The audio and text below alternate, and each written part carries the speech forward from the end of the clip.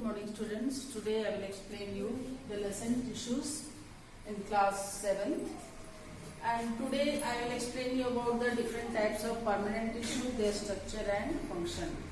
In the previous class I explained you about the meristematic tissues, that the meristematic tissue is divided into apical meristem, lateral meristem and intercalary meristem.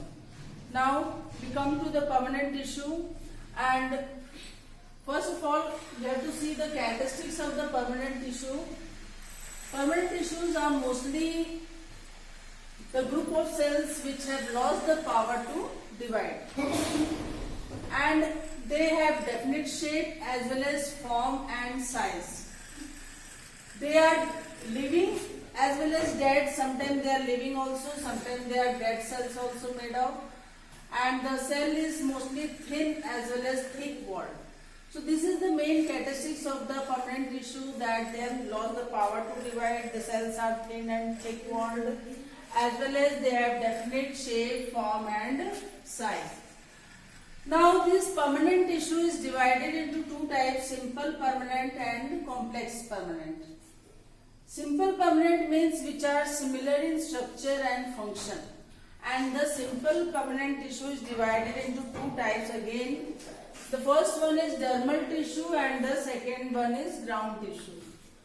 Dermal tissue, if we see the structure of the dermal tissue, the cells are closely packed. Closely packed means there is no intercellular space present between the cells, and it is mostly single layered cells. So this is the main characteristics of the dermal tissue, that the cells are closely packed, they are very close to each other, no intercellular space is present, and the cell is single layered.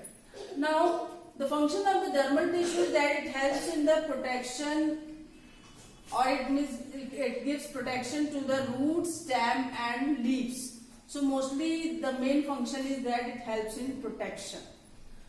And this dermal tissue also consists of the epidermis. What is actually epidermis? It is the outer covering of the root, stem and leaves. And they also contain some waxy coating in some plants, like especially in the aquatic plants, in which the plants float on the water. And these epidermis also contain the stomata, which help in the exchange of gases.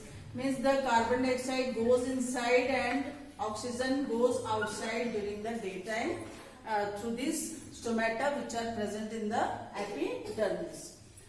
Now this epidermis is not only found in the stems, but the epidermal part is also found in the root.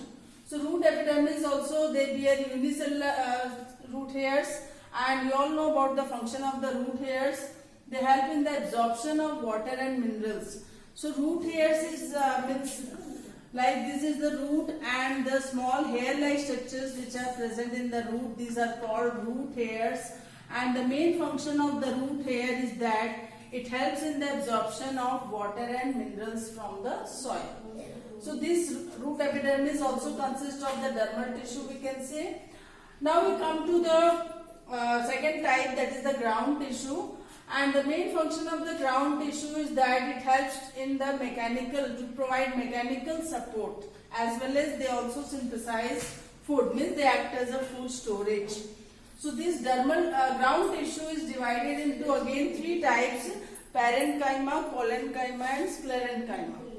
So we will discuss one by one the structure as well as location and function of the parenchyma, collenchyma and sclerenchyma tissue.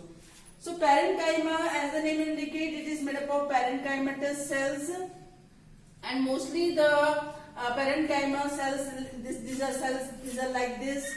The cells are also very close to each other. Some little intercellular space is present, not much. And the outer layer it is called the cell wall. Inside we see the dark spot-like structures which are called the nucleus. This is called nucleus, which is present in the side. And the large vacuole is present. This structure is called vacuoles. So this is the main structure of the parenchymatous tissue, or parenchyma simply. And parenchyma, it is mostly located in the root, stem and leaves. And the main function of the parenchyma is that it helps to synthesize and store food. So actually the parenchyma is mostly present in the leaves, means leaves contain chlorenchyma. Actually parenchyma is divided into two types, chlorenchyma and arenchyma. Chlorenchyma means which contain chloroplast or chlorophyll we can say, and it is mostly found in the leaves.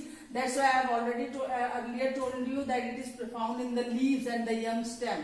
So young stem and leaf, they contain chlorophyll, or we can say chlorenchyma is found in the chloroplast, and the main function of the chlorenchyma is to do the process of photosynthesis. In the presence of sunlight, water, carbon dioxide, they produce food, and this process is called photosynthesis. So this chlorenchyma is mostly contain the chlorophyll. And the second type of parenchyma is the arenchyma. Arenchyma means which contain the air cavities, and the air cavities are mostly found in the aquatic plants, and we all know aquatic plants, they float in the water, that's why they contain the air cavities. So these are found in this type of tissue is called arenchyma. So parenchyma is divided into chlorenchyma and arenchyma. Now the second type we come to collenchyma cells.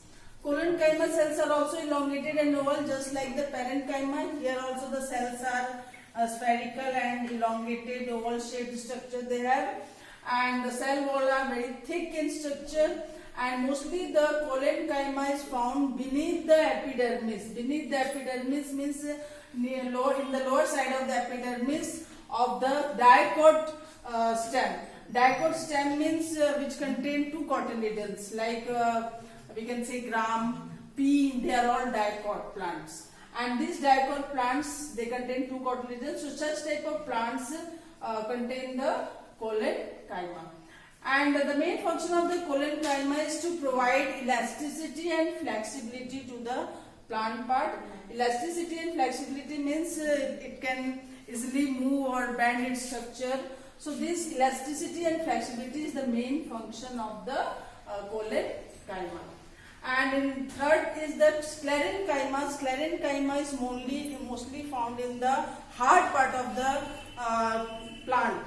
Hard part of the plant means like in the, we have seen in the roots the fiber-like structures, or in the coconut we can see the fibers which are present. So all that contain the sclerenchyma, and the main function of the, mostly in the cashew nut or almonds, the hard part which are present, they consist of sclerenchymatous cell. And sclerenchymatous cells, they mainly the main function is that it also provides protection to the seed of that almonds or cashew nuts.